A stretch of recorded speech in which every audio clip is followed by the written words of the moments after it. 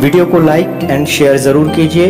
काव्य रंग से जुड़ने के लिए सब्सक्राइब कीजिए हमारे चैनल को और बेल आइकॉन दबाकर आनंद लीजिए भारतीय काव्य की महान कृतियों का। धन्यवाद। नमस्कार, स्वागत है आप सभी का काव्य रंग पर। आज हम रश्मि रथी का द्वितीय सर्ग पाठ करेंगे, जो राष्ट्र कवि डॉक्टर रामधारी सिंह दिनकर की एक अमर काव्य रचना है। उसके पहले कुछ बात आपसे करना है प्रथम सर्ग के बारे में, जिसमें हमने देखा कि कैसे कर्ण को अपमानित किया गया जब वह अर्जुन को रणभूमि में ललकारने आता है।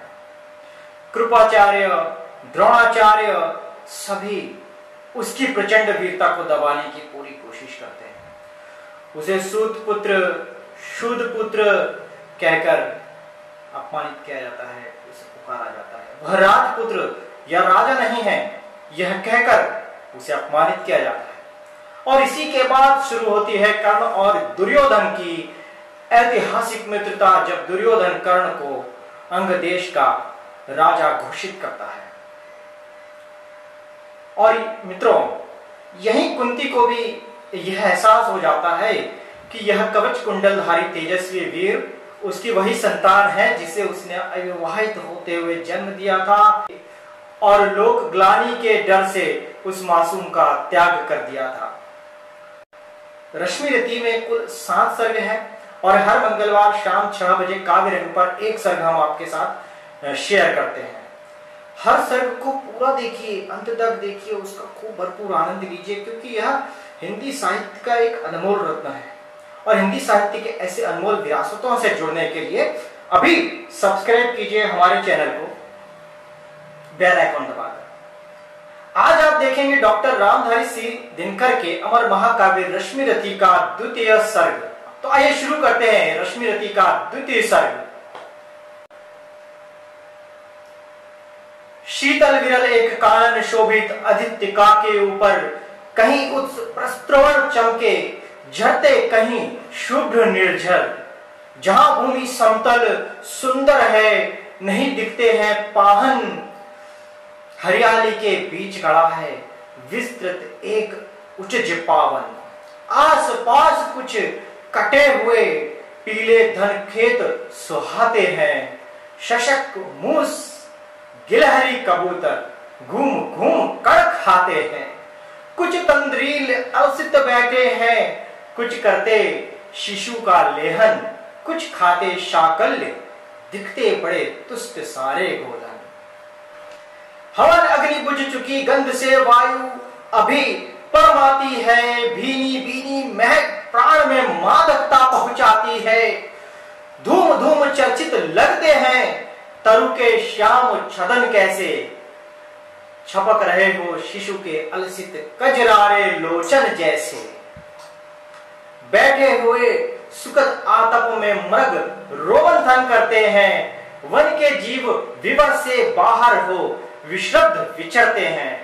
सुख रहे चिवर रसाल की नन्ही झुकी टहनियों पर, नीचे बिखरे हुए पड़े हैं इंगुद से चिकने पत्थर।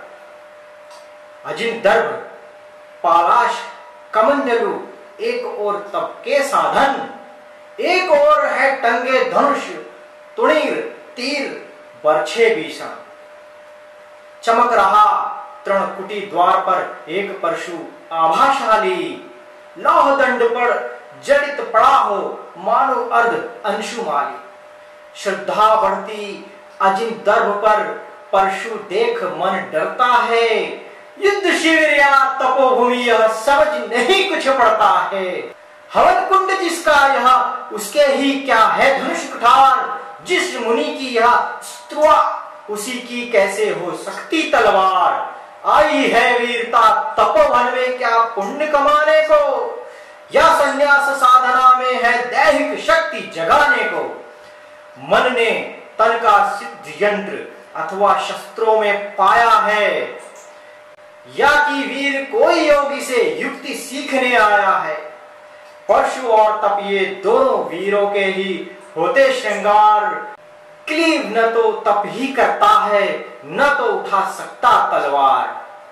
तप से मनुष्य दिव्य बनता है, षड विकार से लड़ता है, तन की समर भूमि में लेकिन काम खड्ग ही करता है। किंतु कौन नर तपोनिष्ठ है यहाँ धनुष धरने वाला, एक साथ यज्ञाग्नि और असी की पूजा करने वाला। कहता है इतिहास जगत में हुआ एक ही नर ऐसा, रण में कुटिल काल सम क्रोधी, तप में महान सूर्य जैसा। मुख में वेद पीठ पर तर्कश, कर में कठिन कुठार विमल। शाप और शर दोनों ही थे जिस महान ऋषि के संबल। यह कुठीर है उसी महामुनि परशुराम बलशाली का, भृगु के परम पुनित वंशधर वृत्ति वीर प्रणपाली का। हाँ वही कर्ण की जांघों पर अपना मस्तक धरकर सोए हैं तरुवर के नीचे, आश्रम से किंचित हटकर पत्तों से छन छन कर मीठी धूप माघ पर आती है, पड़ती मुनि की थकी देह पर और कान मिटाती है। कर मुक्त हो भक्ति भाव में मग्न हुआ सा जाता है, कभी जटा पर हाथ फेरता पीठ कभी सहलाता है। चढ़े नहीं चीटिया बदन पर, पड़े नहीं तृणपात कहीं, कर्ण सजग है उचट जाए गुरुवर की कच्ची नींद नहीं। वृद्ध देह तप में कृष काया, उस पर आयुध संचालन, हाथ पड़ा श्रम भार देव पर असमय यह मेरे कारण। किंतु वृद्ध होने पर भी अंगों में है क्षमता कितनी, और रात दिन मुझ पर दिखलाते रहते ममता कितनी। कहते हैं ओ वत्स पुष्टि कर भोग न तू, यदि खाएगा मेरे शिक्षण की कठोरता को कैसे सह पाएगा। अनुगामी यदि बड़ा कहीं तू, खान पान में भी मेरा सुख जाएगा, लहू बचेगा हड्डी भर ढांचा तेरा। जरा सोच कितनी कठोरता से मैं तुझे चलाता हूँ, और नहीं तो एक पाव भर दिन में रक्त जलाता हूँ। इसकी पूर्ति कहाँ से होंगी, बना अगर तू सन्यासी, इस प्रकार तो चबा जाएंगी तुझे भूख सत्यानाशी। पत्थर सी हो मांसपेशियां, लोहे से भुजदंड भय, नस में लहर आग की तभी जवानी पाती जाए। विप्र हुआ तो क्या रखेगा रोक अभी से खाने पर, कर लेना घनघोर तपस्या वह चतुर्थ के आने पर। ब्राह्मण का है धर्म त्याग, पर क्या बालक भी त्यागी हो। जन्म सात शिरोच्छुवृत्ति के भी क्या वे अनुरागी हो। क्या विचित्र रचना समाज की, गिरा ज्ञान ब्राह्मण घर में, मोती बरसा वैश्य वेशों में, पड़ा खड्ग क्षत्रिय कर में। खड्ग बड़ा उद्धत होता है, उद्धत होते हैं राजे, इसलिए तो सदा बजाते रहते हुए रण के बाजे। और करे ज्ञानी ब्राह्मण क्या, असी विहीन मन डरता है, राजा देवता मान भूप का वही आदर करता है। सुनता कौन यहाँ ब्राह्मण की, करते सब अपने मन की। डूबो रही शोणित में भूको, भूपों की लिप्सारण की, और रण की किस लिए नहीं जग में सुख दैन्य भगाने को। पर शोषण पतभ्रंत मनुज को नहीं धर्म पर लाने को। रण केवल इसलिए कि राजे और सुखी हो, मानी हो, और प्रजाएं मिले हुए वे और अधिक अभिमानी हो। रण केवल इसलिए कि वे कल्पित अभाव से छूट सके। बड़े राज्य की सीमा, बढ़े राज्य की सीमा, जिससे अधिक जनों को लूट सके। रण केवल इसलिए कि सत्ता बढ़े, नहीं पत्ता डोले। भूपों के विपरीत न कोई कहीं कभी कुछ भी बोले। जो जो मिलती विजय अहम नर का बढ़ता जाता, और जोर से वह समाज के सिर पर चढ़ता जाता। अब तो है यह दशा कि जो कुछ है वह राजा का बल है। ब्राह्मण खड़ा सामने केवल लिए शंख गंगा जल है। कहाँ तेज ब्राह्मण में अभिवेकी राजा को रोक सके।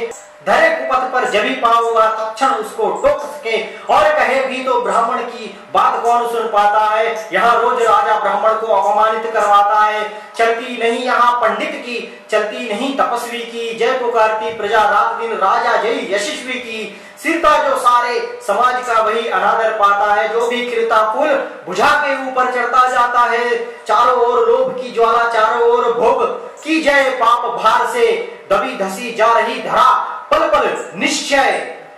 जब तक भोगी भूप प्रजाओं के नेता कहलाएंगे। ज्ञान त्याग तप नहीं श्रेष्ठता का जब तक पद पाएंगे। अशन वसन से हीन दीनता में जीवन धरने वाले, सहकर भी अपमान मनुष्यता की चिंता करने वाले।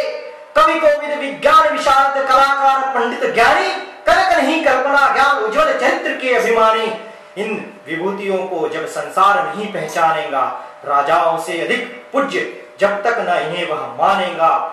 जब तक पड़ी आग में धरती इसी तरह अकुलाएंगी। चाहे जो भी करे दुखों से छूट नहीं वह पाएंगी। थकी जीभ समझाकर गहरी लगी ठेस अभिलाषा को, भूप समझता नहीं और कुछ छोड़ खड्ग की भाषा। रोक टोक से नहीं सुनेगा नृप समाज, अविचारी है ग्रीवाहर निष्ठुर कुठार का, यह मंदाग अधिकारी है।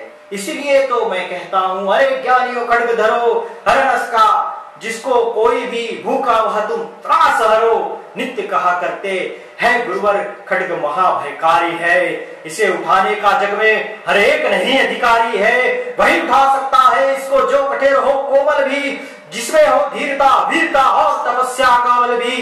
वीर वही है जो कि शत्रु पर जब भी खड्ग उठाता है, मानवता के महागुणों की सत्ता भूल न जाता है।